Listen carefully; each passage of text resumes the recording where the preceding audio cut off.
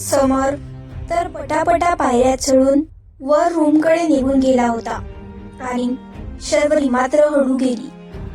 पायऱ्या चढत होती, मनात मात्र देवाशी बोलत होती, हे देवा, या राक्षसाने सगळं ऐकलं आता. पुन्हा चिडका बिवा चिडणार. हळूहळू दबकत दबकत पावले टाकत ती पायऱ्या चढून वर आली. रूमच्या दिशेने तिचे पावले खूपच हळू पडत होते. समर सोफ्यावर ऐटीत बसून तिचीच वाट पाहत होता. शर्वरी बाहेर थांबणार आहे की आतही येणार आहे? त्याचा दमदार आवाज आला तशी ती इकडे तिकडे पाहू लागली. यांना कसं कळलं की मी बाहेर थांबली आहे? वरती पाहत होती की समर पुन्हा म्हणाला, झालं का इकडे तिकडे पाहून? तर आता आते, समर म्हणाला. तशी ती पटकन दरवाजा उघडून आत आली. समोर त्याला पाहून दचकली. आलीस? खूप वेळ लागला यायला. इतक्या हळू चालतेस तू? तो तिच्याकडे रोखून पाहत म्हणाला. त्याने रिमोटने डोअर लॉक केले. ते तहान लागली होती ना, म्हणून मी किचनकडे गेली होती. शर्वरीने थाप मारली. अच्छा, तो समर तिच्याकडे एकटे पाहत म्हणाला. त्याने एक पाऊल तिच्या जवळ जाण्यासाठी टाकलं तशी ती एक पाऊल मागे झाली. मगाशी काय बोलली होतीस?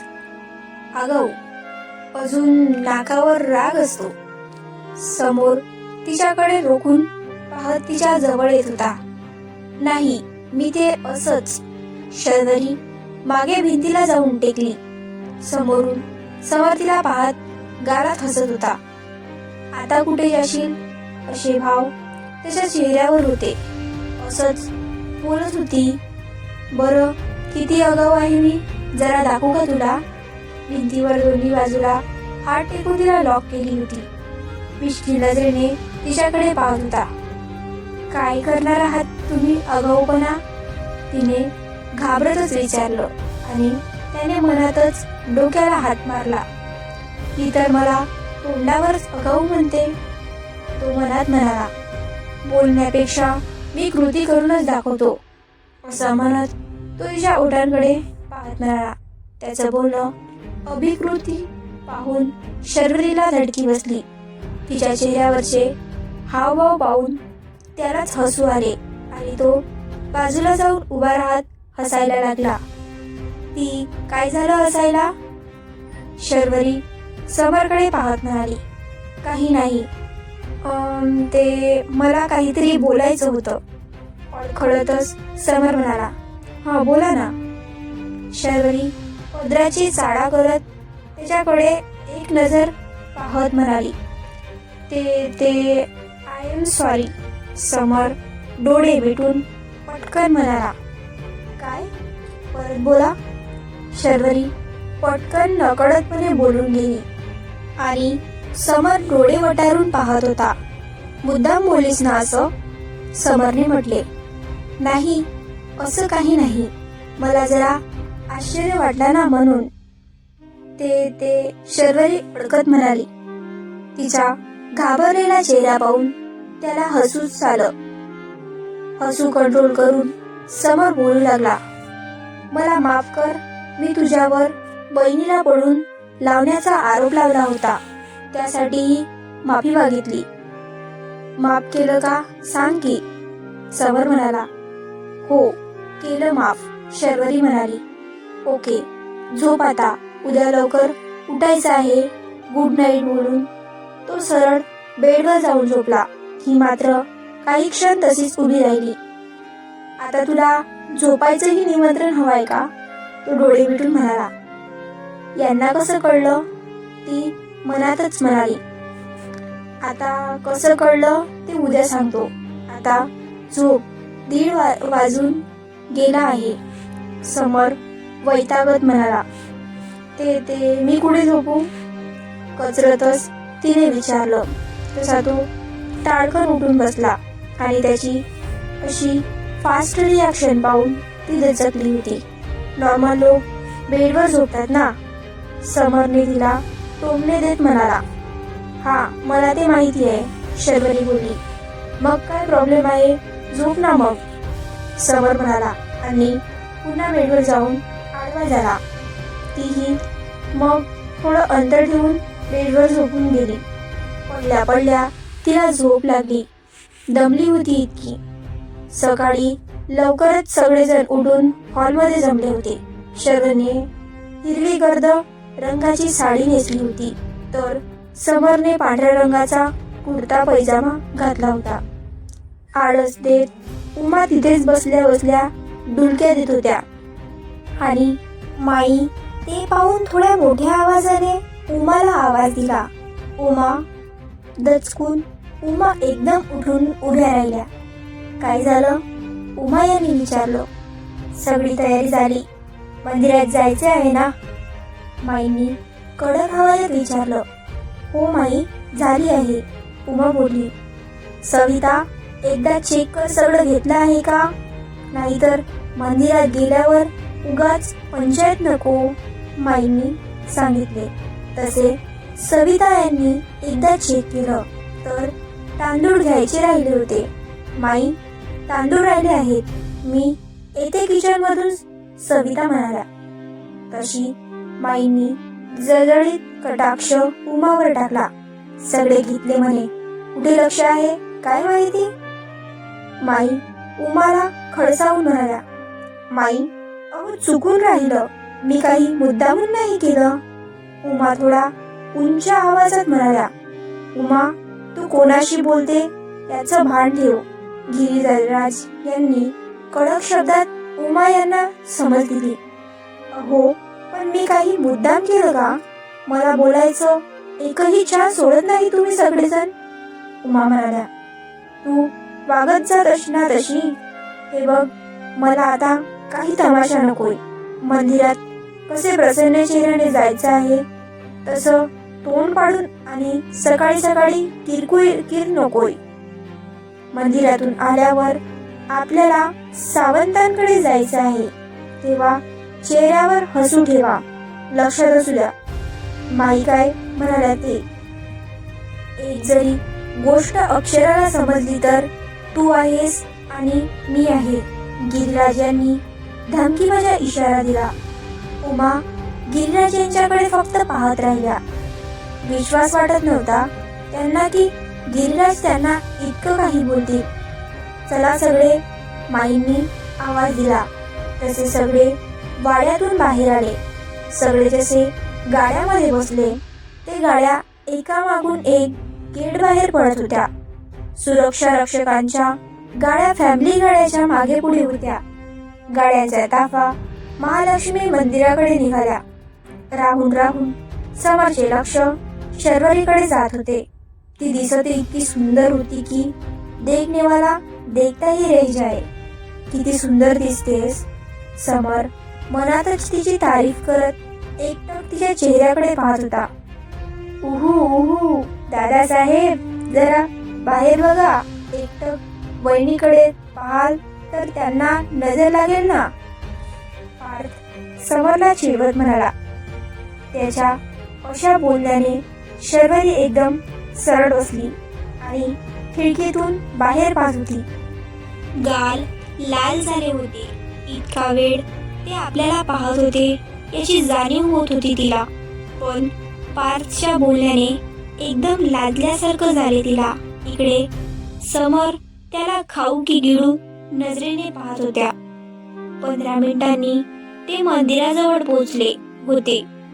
मंदिराजवळ कडक सुरक्षा रक्षा ठेवली होती. मंदिरात पोहोचल्यावर पहिले सगळ्यांनी देवीला नमस्कार केला. माईसाहेब या, गुरुजी आदर देऊन म्हणाले. गुरुजी, या दोघांच्या हाताने देवीला अभिषेक आणि ओटी भरायची आहे, माई म्हणाल्या. माईसाहेब, सगळी तयारी झाली आहे, गुरुजी म्हणाले. तसे माईंनी शर्वरी आणि समरला जा अभिषेक करून या आणि सगळं झालं की देवीची ओटी भरा, माई म्हणाल्या. दोघांनीही माईंकडे पाहून माना हलवल्या आणि आत गेले.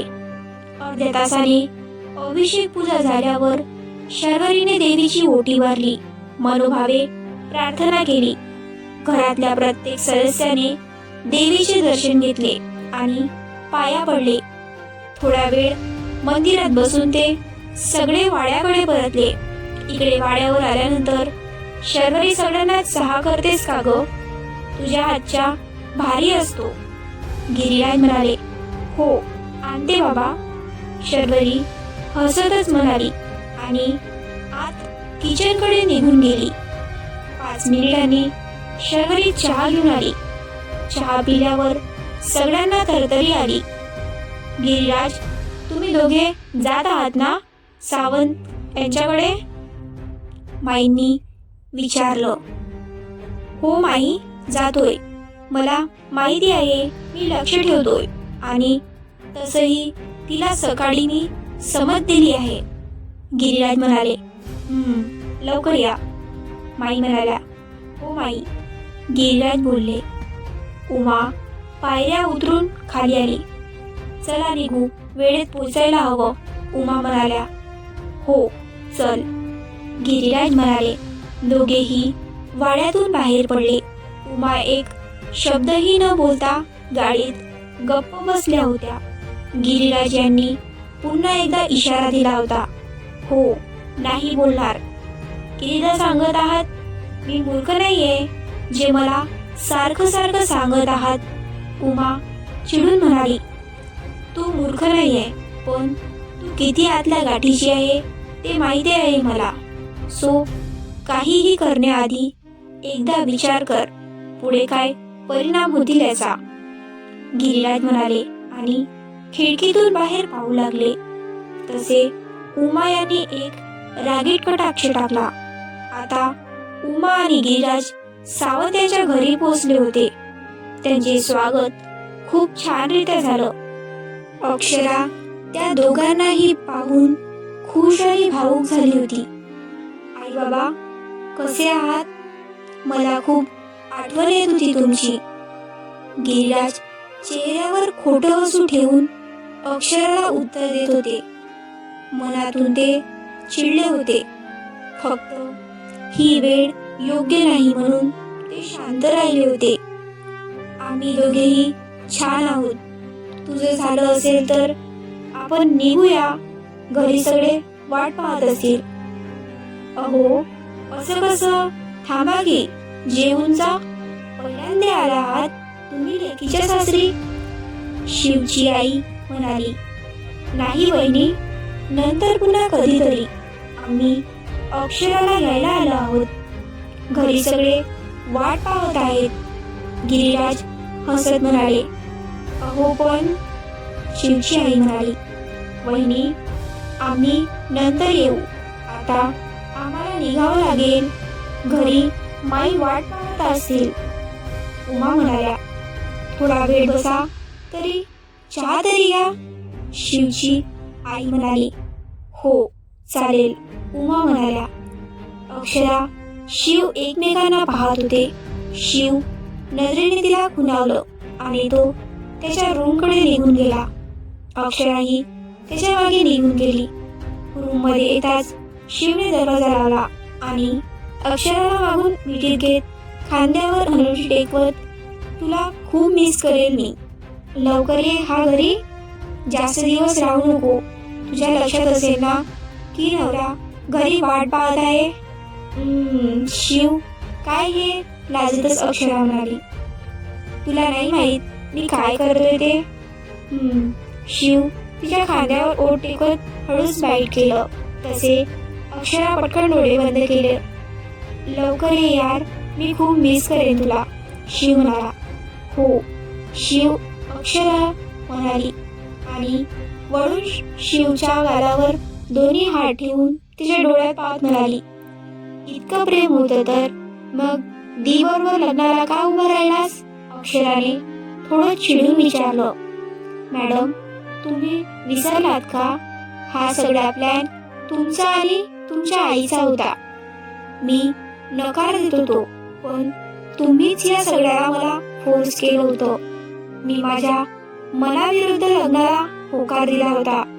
तुला खरंच काही वाटत नाही का की आपण जे केलं ते चुकीचं केलं?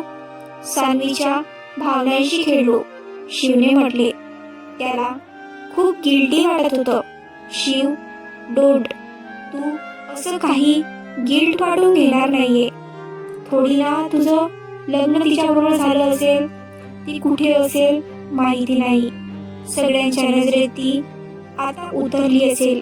घराण्याची इज्जत तिने जी घालवली आणि मी घराण्याची इज्जत वाचवण्यासाठी तुझ्याशी लग्न केलं. सगळ्यांना असंच वाटत आहे, पण त्या लोकांना काय माहिती की हे सगळं मीच केलं आहे. अक्षरा तिरकस हसत म्हणाली, काळजी घे. शिव एवढेच म्हणाला आणि रूम बाहेर निघून गेला. तो रूम मधून बाहेर पडल्यावर अक्षराच्या चेहऱ्यावर तिरकस हसू आले होते. आता ते का ते तिलाच माहिती.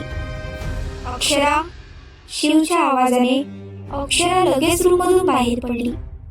अक्षरा सगळ्यांच्या पाया पड, उमा म्हणाल्या. हो आई, अक्षरा म्हणाली आणि मोठ्यांच्या सगळ्यांच्या पाया पडली. शिवकडे एक नजर पाहवत हसली. तो तिला पाहत गालात हसत होता. अक्षराने सगळ्यांना बाय करून गाडीत जाऊन बसली. गिरिराज पुढे बसले होते तर अक्षराने उमा मागे बसल्या होत्या आणि अक्षराने हळूच आवाज दिला. उमा तिच्याकडे पाहत हुंकार दिला. घरी कुणाला शंका नाही ना आली किंवा कुणाला काही कळलं तर नाही ना? अक्षरा हळूच विचारत होती. उमा त्यांना सकाळीच गिरिराजचे बोलणे आठवून लगेच म्हणाला, नाही, कुणाला काही समजलं नाही. तू निश्चित राहा. उमा म्हणाला. थँक गॉड, कुणालाही नाही कळलं. जर कळलं ना तर काय होईल याची भीती वाटत आहे, अक्षरा हळूच म्हणाली. अक्षराचे बोलणे ऐकून उमा मनातच बोलल्या, आता हिला काय सांगू, सगळ्याला सगळं समजलं आहे. उमा खिडकीतून बाहेर पाहत होत्या. इकडे वाड्यामध्ये. ओ हॅलो, तू मला मारलं होतंस म्हणून तुला घेऊन इकडे आलो. समर तिला रागत पाहत म्हणाला. ओ, तुम्ही मला घेऊन नाही आलात, सरळ उचलून आणलं. आणि मी किती वेळा सांगू की मी तुम्हाला नाही मारलं, तरीही तुम्ही आहात की एकच रड लावली आहे. इरिटेट होत आहे, शर्वरी म्हणाली. मग माझे डोळे खराब झाले होते का, त्याने रागातच विचारलं. हो, बहुतेक तरी, शर्वरी नाक मुरडत म्हणाली. तो समर म्हणाला. हो. ती दोन्ही हात कमरेवर ठेवून त्याला खुन्नस देत बोलत होती, तर तो बारीक डोळे करून तिला पाहत होता. हे बघा, मी इतकी तर विसरबुडी नाहीये की मला काही आठवणार नाही, शर्वरीने म्हटले. अरे पण मी स्वतःच्या माझ्या डोळ्यांनी पाहिलं आहे, मला मारणारी तूच होती ते. समर डोळे वटारून पाहत म्हणाला. अरे काय चालू आहे तुमचे, आत्या रूम मध्ये येत त्या दोघांना पाहत म्हणाल्या. यांना सांगा ना आत्या, एकच गोष्ट धरून ठेवली आहे की मी यांना मारलं आहे, पण मी नाही मारलं, शर्वरी बारीक चेहरा करून म्हणाली. अगं आत्या, मग मी खोटं बोललोय का? आणि मला हिने मारलं तर हिचा चेहरा मी कसा विसरेन, समर वैतागत म्हणाला. एक मिनिट, तुम्ही दोघं जरा शांत बसता का? जे काही असेल ते सरळ स्पष्ट सांगा. कुठे आणि कधी मारले हिने जरा सांगशील? आत्याने समरकडे रोखून पाहत विचारले. हो सांगतो की, ते वेअर किंग मॉल आठवलं का? समर एक शब्दावर जोर देत शर्वरीकडे पाहत म्हणाला. Where king mall? ऐकताच शर्वरीच्या चेहऱ्यावरचे भाव झरझर बदलले. तिच्या चेहऱ्यावरचे भाव पाहून समर म्हणाला. आठवलं ना? हां, म्हणजे थोडं थोडं आठवलं. ते म्हणजे मला त्या व्यक्तीचा धक्का लागला होता म्हणून त्या व्यक्तीला कानाखाली मारलं होतं. पण ते तर तुम्ही नव्हता ना. मी तोच होतो. चुकून धक्का लागला होता. सॉरीही बोलणार होतो, पण ते आधीच तुम्हाला मारलं. मी चेहऱ्यावर मास्क लावला होता, त्यामुळे तुला माझा फेस दिसला नाही. हा, मग मला कसं कळणार ना की ते तुम्ही आहात? शर्वरी कमरेवर दोन्ही हात ठेवून समरकडे रोखून पाहत होती. मी सांगत होतो ना की तूच मारलं. समर तिच्याकडे डोळे बारीक करून पाहत म्हणाला.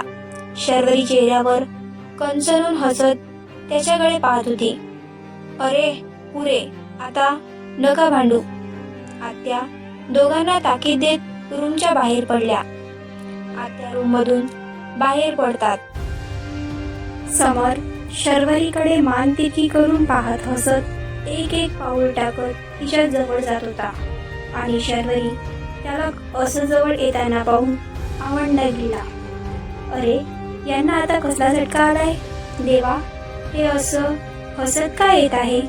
शरू, पटकन पड इकडून, नाहीतर हा राक्षस काय तुला सोडत नसतो. शर्वरी मनातच बोलली.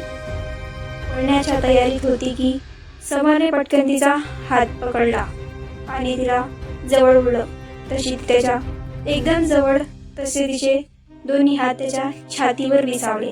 तिच्या कमरेवर हाताचा दाब वाढला. तशी तिने डोळे बंद केले आणि हळूच पुटपुटली.